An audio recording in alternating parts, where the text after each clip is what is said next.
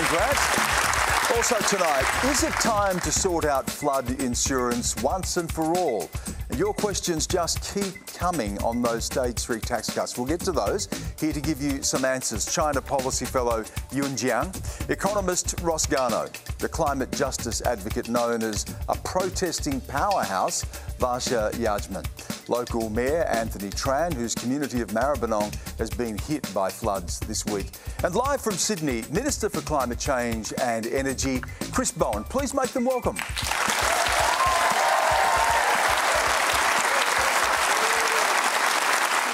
The government's net zero target of 43% by 2030 is enough to reduce Australia's emissions impact? Thank you, Annie. Chris Bowen. Well, thanks, Annie, for the question. And of course, we need to reduce emissions as fast as possible because the next 8 years is what really counts for holding the world for as close as possible to 1.5 degrees. So I hope we can do better than 43, and we'll try to. But also, I do need to make this point. 43 is actually ambitious for our country because we are starting too late. And when you start late, you have to go harder and faster. And so we have 86 months between now and 2030. 2030 sounds to some people like it's a long way away. Actually, it's just tomorrow in terms of this massive transformation that we have to undertake to get to 43%.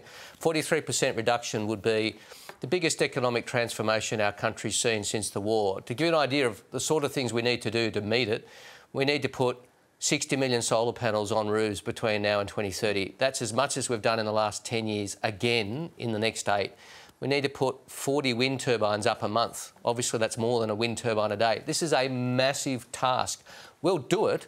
We've enshrined the target in law. But I do just want to underline just how ambitious 43 actually is. I respect people who say, you know, we should do more. And as I said, the country and the government will be working hard to do better. But starting in 2022, because of 9 years of delay and denial up until this point, means that we're starting very late to get to 43%. Chris, you say 43 is ambitious, but you were more ambitious before. You took a more ambitious target to the election in 2019, then you reduced it to 43% at the last election. Why take off 2% if we need to get there quickly? Starting 3 years later, Stan. Starting 3 years later means that you have to recalibrate your policies. And also, I make this point, 43% is not just a target, it's the modelled impact of our policies. So it's one thing to set a target. You know, with all due respect, that's the easy part. Then my job as the minister and the government's job is to move the levers to achieve it. That's the hard part. And so we've got to move our renewable energy system to 83% renewables by 2030. Off a low base to start with. That's a massive change. We took a big step towards that yesterday with our big announcement of new transmission lines between Tasmania and the mainland, which will see Tasmania move to 200% renewables. Yeah, I want to get to that a bit later as well. But that's the sort of change we need. We need to build 10,000 kilometres of transmission lines between now and 2030.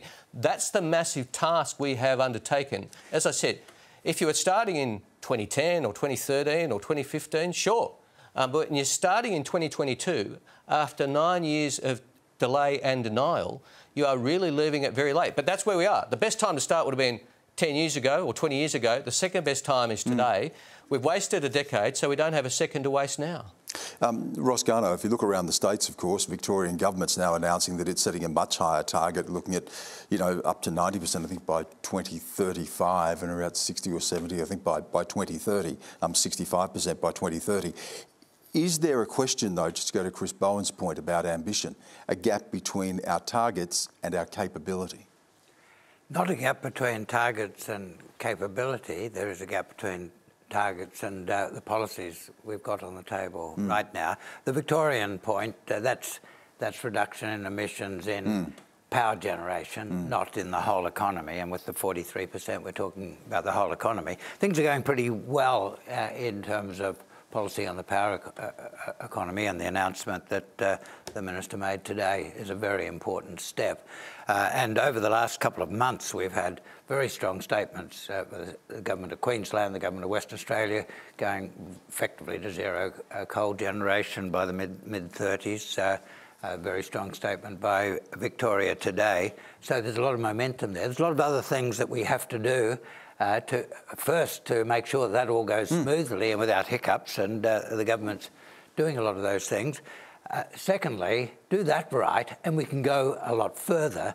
But 43% is within the range of developed countries. It puts us in the game. Is it ambitious enough? Would you, if you were giving advice, and you've been in situations where you've done just that, would you have been aiming higher?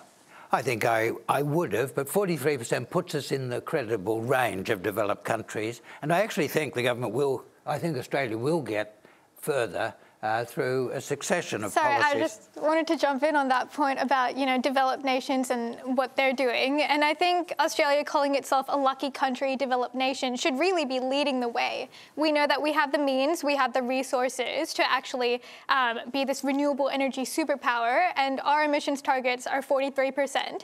And that only accounts for domestic emissions. That doesn't even account for the fact that we're one of the biggest exporters of coal. And then whenever other countries like India and China have emissions, when other countries like India and China have emissions, we just keep blaming them. But we're actually exporting the source. We're exporting the coal. We're mining the coal here, and we fail to account for our responsibility. We've seen the Victorian government announce 95%. We see that the Climate Council is saying that 75% emissions reductions by 2030, and we only have 43. That's simply not good enough. I'll go back to you. I'll go back to you, Chris Bowen, on that, and particularly the point that we're not getting out of fossil fuels entirely, are we? And there are more projects on the drawing board, more that we're going to be developing. How does that work when we're trying to hit more ambitious targets, as you've said? Well, all of those projects which people talk about have to go through very rigorous assessment, including against our new safeguards reforms, which will require large emitters as a matter of law to reduce their emissions, and we'll have more to say about the detailed design, including new entrants. But to Varsha's point, I understand the point she makes, but also we are accountable for our own emissions. We can't say, the cars are made in Japan, so we don't need to reduce our emissions here in Australia out of transport. We don't say that. We would never say that. What we do need to do is prepare our communities for change, and we've been doing that. We need to create new jobs in regions that mine coal and produce coal-fired power. Our policies do that so that we have a transition, or as I prefer to call it, a transformation, which is just in every term, just for everyone, and so that we're creating those jobs, because the majority of our trading partners are committed to net zero. The vast majority of the people who buy coal from us are committed to net zero by 2050 or 2060, so we need to be very clear with coal communities that change is coming, and we will create the new jobs in the new energy. The 604,000 jobs that our policies will create, 5 out of 6 of them are in the regions. That's important because I want to make sure this transformation is just for everyone. We've got a question coming up about jobs. I'm going to bring Jiang in here as well, Ewan, because of course China is also the world's biggest emitter. It's looking to its target of 2060 net zero emissions, but it's also realised now, after having more blackouts, that it's going to be relying on fossil fuels for a lot longer and building more coal-fired power stations as well. How do we, as a globe, achieve that when we have China still with a heavy reliance and with geopolitical tensions impeding meeting these targets as well? Yeah, I'll just address the geopolitical tension first. We're talking about, developing technology, potential for Australia to become a technological superpower. Well, the fact is that Australia is a relatively small country. Our population is relatively small. Our investment in R&D, research and development, is only 1% of the globe. So most of our technology will be from outside Australia. But what's happening now, a very worrying trend for me personally, is I'm seeing a technological decoupling between the United States and China, where the United States is trying to maintain as much lead in technology as possible while somewhat constraining China's development in technology. So what's going to happen is that there will be a two-track of the technological development that's highly inefficient in terms of advancing technology. And I am very worried about implication for green technology from that.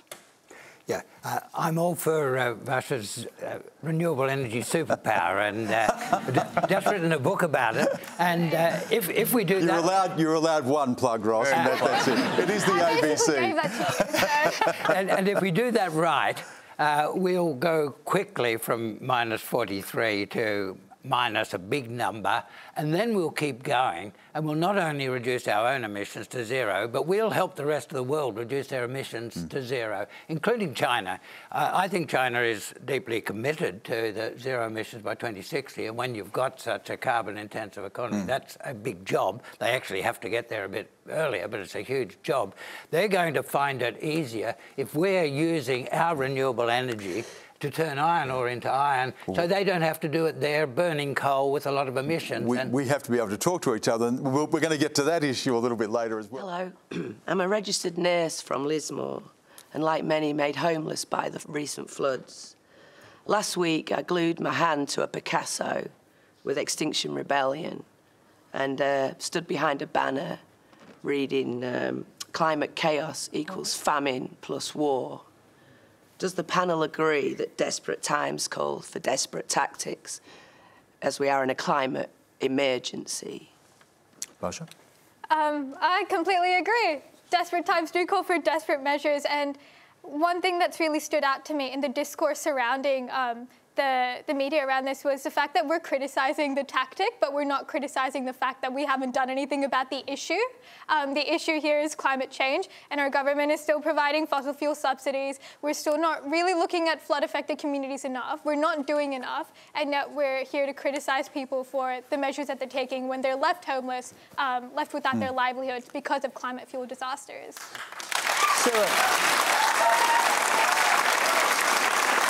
Sarah, do you mind if I ask? I mean, it was obviously a desperate measure, and obviously something you knew was going to get that attention. But what led you to that, and your own experience in Lismore as well? Yeah, so I feel like I've got nothing left to lose. You know, I've seen my community suffer, and now I've seen your community suffer while I'm here visiting. I came here to join Extinction Rebellion, Spring Rebellion, because I feel that that's all we've got left as people, to act on the science and force the change that's necessary for a livable future. Anthony, can I ask you too, just with what you're going through now and the desperation that you're seeing there, what are people saying to you right now? The sort of frustration we're hearing from Sarah, we heard from Carly earlier today, and how do people begin to start to think about putting their lives back together, dealing with this? It's a bit of a funny thing when you talk about how people try to bring their lives back together, because it's a mixture of feelings, right? It's a mixture of frustration that these things have happened to them. Frustration that they can't control these floods because they just happen as a result of climate change. Anger that these things have happened to them because they've done nothing wrong. But in the same token, when you see these community members out and about, and again, to the volunteers that bring this same emotion, it's a bit of hope. This hope that they'll be able to bring back their lives in some way back to this new normal. Just as we've brought our lives into this new COVID norm, they hope to do the same. Greetings, panellists.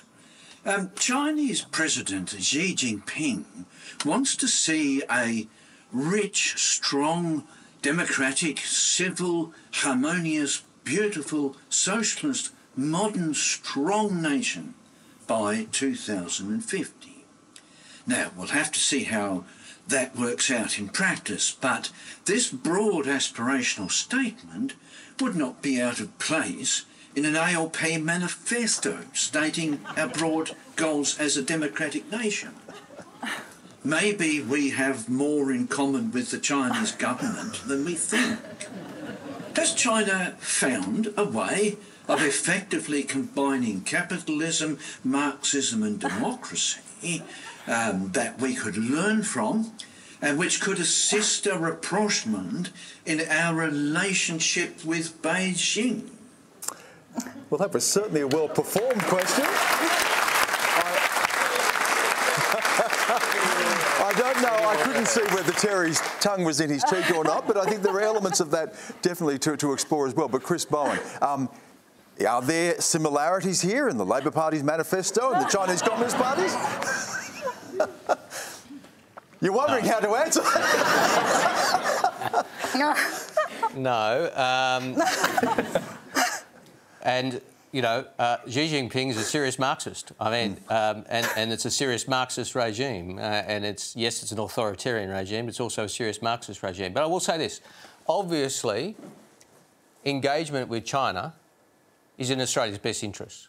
And obviously, the more we can do to get a relationship based on communications and mutual dialogue is beneficial. And we've been doing that. We've been doing it carefully and methodically. We've had the first minister-to-minister meetings in years and years in the first 5 months of the government. But I'll say this, Australia's foreign policy will always be based under a Labor government, and to be fair, most of this is bipartisan, on Australia's values and interests. And in Australia's interests are a stable region, and Australia's values are obviously not what you would read in a Communist Party Marxist manifesto. Australia's values are about tolerance and openness and respect and all the things which are important to us as a country. We are different countries with different governments. That doesn't mean you can't talk to each other and find ways of working with each other and recognising those areas of disagreement. We disagree with China on a whole bunch of matters. I don't need to go through the list. But we've taken the view in the new government that communications would be better and talking to them would be better, and not expressing our views about China in a way to maximise our own domestic political advantage, which frankly the previous government did, which is what I think led to a big problem. Now, we will always stand up for Australia's values and Australia's interests, and that will mean telling China where we think they're wrong. And again, there's a long list of places where we have disagreements and a difference of views. But it is better, and I support the work of Penny Wong and Richard Marles and others in seeking that better dialogue and engagement with China. I want to go to you and also Ross on this, but can I bring Anthony and Varsha in? You are the youngest people on the panel, and it has been often said that China will very much define the 21st century. Watching, Varsha, the tensions with China, the prospects of war, increasing military spending, the sabre-rattling we hear coming out of China as well, how do you see this moment? I think I'd have a similar question to what was asked. It's confusing because I think a lot of our media and the way we talk about politics as well is quite Eurocentric. We seem to just focus on certain countries and then paint other countries as, doing several things wrong and not really being able to have an open dialogue on what's actually happening. Like, I'd love to actually learn about this at school and have that experience. And I think it goes to a bigger conversation about what real multiculturalism is as well. Like, being able to understand another country means also being able to have that foundation at school, and that's not given presently. I want to also add, I think what's important is when you have these conversations, you have to take into consideration the effects, the side effects and ramifications it has on community members here. Mm-hmm. We saw during COVID exactly what happened there. That anti-Asian racism was through the roof during those periods because of a simple virus. Having these conversations is important. We should be having these conversations questioning what effects the Chinese government and the Chinese country as a whole will have on us. But it's also important to understand what happens if we speak of them in a derogatory manner. What kind of discrimination we could raise. And you have to be careful of that and understand those nuances. You've raised this, and indeed you've told me you've experienced this. Yeah, it's the rising geopolitical tension has had a very big and negative effect for Chinese population, people of Chinese heritage, I should say. In Australia, there has been rising suspicions. People are suspecting people of Chinese heritage of being spies or apologists of CCP just because of their race or because they may have a view that's different. It is very troubling. Ross, Chris Bowen talked about, tentative steps here to try to right the relationship, and the two countries are talking. But if you're talking about a rapprochement, and that was part of Terry's question, is that possible right now, given the trajectory China is on, the aggression we've heard, the prospect of potential conflict with Taiwan, and the pushback we're seeing in the region with forming things like the Quad as a bloc to push back against China's ambitions in the region? Is there a fundamental, as Chris outlined, a fundamental clash of values that makes a rapprochement? Not likely. Well, I think Chris is right. There's differences in values. I think he's also right to say that the fact that we've got different systems of governments, I think different systems of governments is a clearer reality than different values, actually, in terms of the people. But the fact that we've got different systems of government is not a reason not to interact as closely as we can on all the areas where those differences are not getting in. Is it possible, though, given the tensions that we're seeing at the moment in this climate? Not today, not tomorrow, but over time, yes. And I think it's tremendously important for peace and prosperity right through our region that we do that.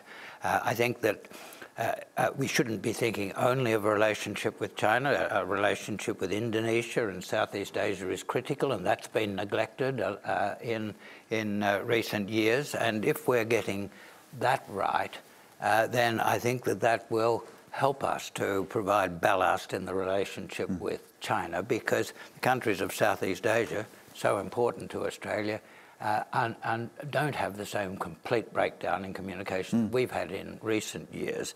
So I think it is possible to move forward step by step, and there will be very big differences.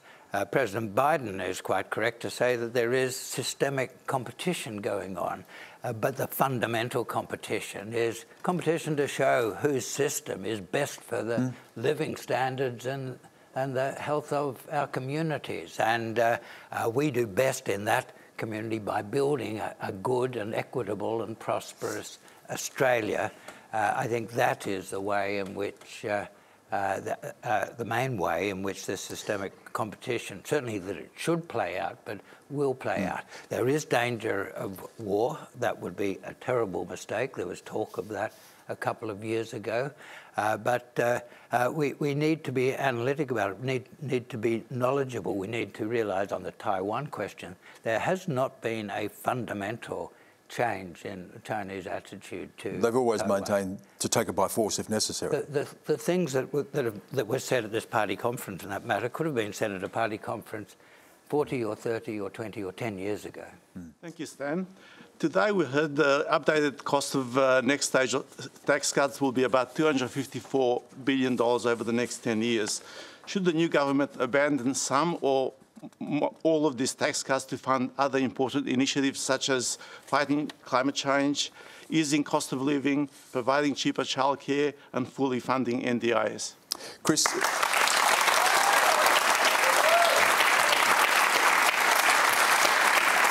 Chris, that applause tells us something, and I can tell you every single week we get this question. And often from people who say they would benefit from the tax cut and they don't want it. Given what we're seeing in the economy, given that we've seen an increase now in what they're going to cost announced this week, why not scrap them?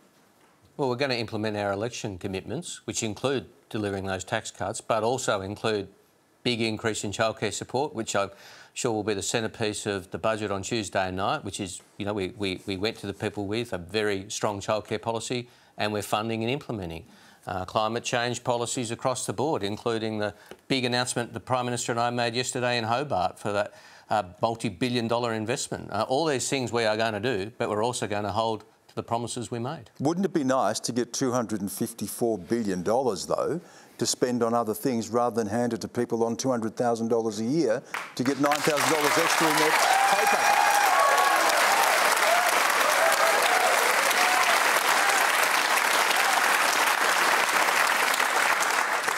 Well, Stan, you can ask the new government to renege on election promise. That's your right, but I'm going to respectfully disagree. I mean, I don't know many young people who earn $120,000. If anyone knows anybody who earns that much, please tell me, because we're seeing the cost of living going up and the government's introduced stage 3 tax cuts. We know that it's so expensive to just make day-to-day ends meet for so many people. We know that climate disasters have made that work because people have literally lost their houses. And on top of all of that, it's just, you know, things like mental health, things like climate change, they can all be funded much more effectively. And, you know, money is always an issue for us, and we're saying that we don't have enough budget or we don't have enough money to allocate to so many issues that are far more pressing and much more necessary. But instead, we're once again prioritizing the rich instead of the rest of the community. Anthony, I want to just come back to Branko in just a moment, but Anthony, as a young and aspiring politician, I'm sure you've got your eyes set beyond just being a mayor. Chris Bowen said you can't break a promise, an election promise. Is this one the government should think about breaking? Look, if this promise is going to be a cost-shifting measure where you put it on state and then they shove it onto local government, how are they going to deliver on their own services that they provide? We're the ones on the ground giving all this support, especially when it comes to the elderly community as well, when they need assistance with maintenance in their homes or even simply food deliveries. We're the ones having to pay for that, and then they're shoving us. One of the many things that have come through recently is the need for municipal building surveys that costs hundreds and thousands of dollars, which then ratepayers have to pay through, which then we hear about, which then we have to do cuts to other services that we provide. It's a cost-shifting measure that has to be addressed at some stage, and it is something that I think, at the bare minimum, should be reconsidered. But Branko, what's led you to the belief that they should reconsider this? Because it was something that the government took to the election. It was a promise that they said that they would honour, the tax cuts left over from the previous government. Why do you think there's a need to change now?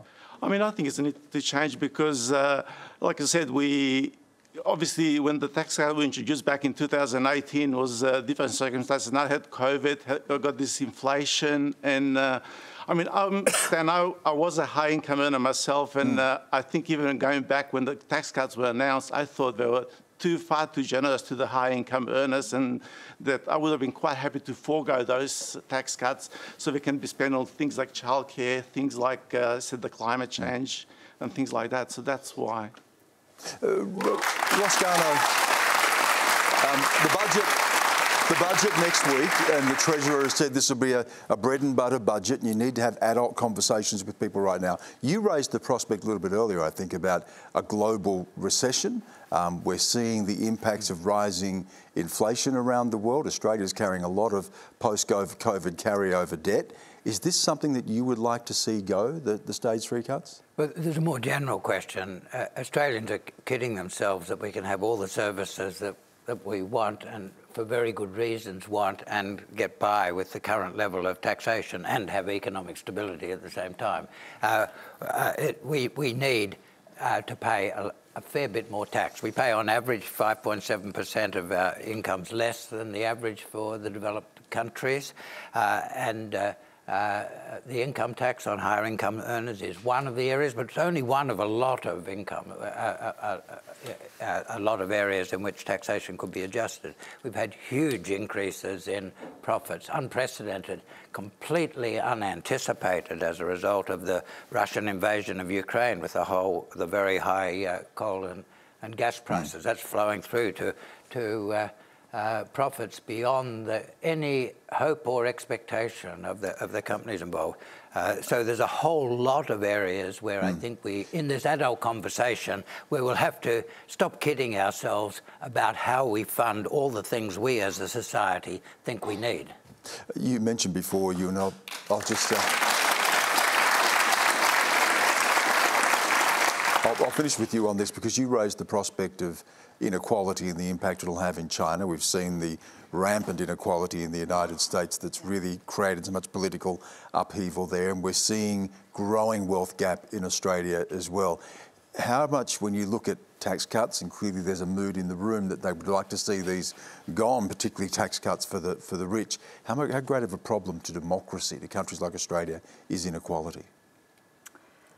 Inequality is a great problem because it creates a division. People can no longer relate to each other when there's such a widening gap between them. So I think that's the problem that we really needs to be addressed. And taxation is one part of it. Another is, of course, the welfare transfer system. So we need to use both of them to address this problem of inequality in Australia to ensure that our democracy is as robust as ever. Thank you. That's all we have time for. Please thank our panel: Jiang, Ross Garnaut, Varsha Yajman, Anthony Tran and Chris Bowen.